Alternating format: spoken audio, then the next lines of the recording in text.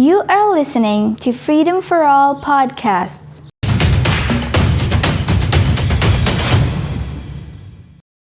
Sikhs have been facing organized persecution and continuous exploitation at the hands of successive Indian governments. The Indian Army's Operation Blue Star was an official beginning of a systematic purge of the Sikh community in India.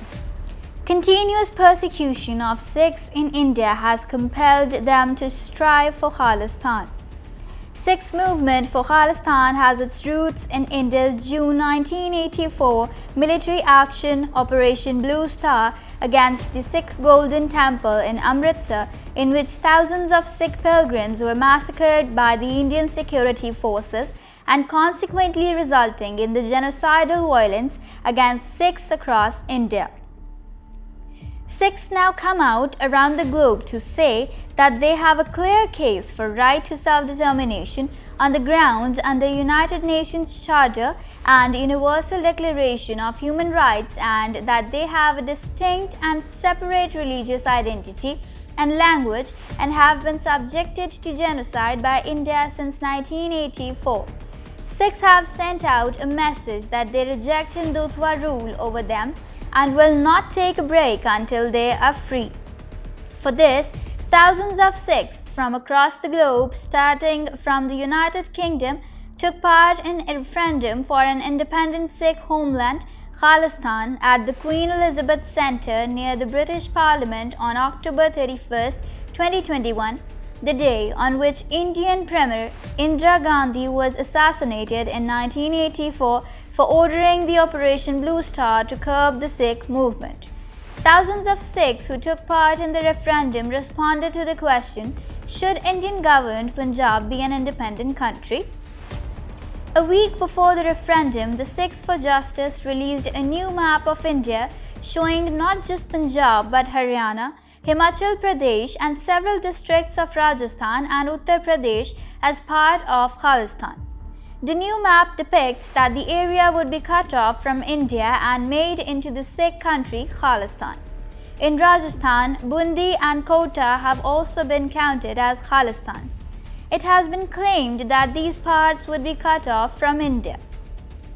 Over 30,000 British Sikhs took part in Khalistan referendum voting at the start of the campaign in London, Leicester, Coventry and Derby in a massive show of support for the Sikh cause of separate homeland. With 20,000 votes in favour of Khalistan state cast by the British Sikh community at 4 venues on 31 December 2021, the overall figure of votes casted in the Khalistan referendum crossed the 200,000 mark just in the beginning. After that, several phases have been held in different countries around the globe, including US, Australia, Italy, Canada, Geneva and India. The massive participation of Sikhs in the referendum has given a headache to the Indian government, forcing them to pay heed to the matter. Chairman and founder of Sikhs for Justice, Gurpatwant Singh Pannu, announced another phase of referendum on January 26, 2023 in Indian Punjab, Haryana and Himachal Pradesh. Pannu said the Sikhs for Justice is an international human rights advocacy group spearheading the campaign for Sikhs' right to self-determination, which is one of the fundamental rights of all people guaranteed in the United Nations Charter. He said India had propagated for long that only a few dozen Sikhs were behind the Khalistan movement, but the participation by thousands of Sikhs around the globe have shown to the world that the Khalistan had the support of tens of millions of Sikhs across the world.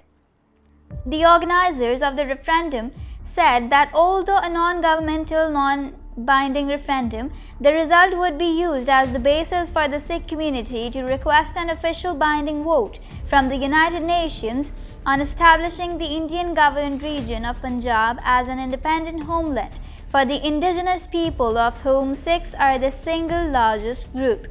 Results of Khalistan referendum will be declared by the Punjab Referendum Commission after the final phase of voting in the next 6 months.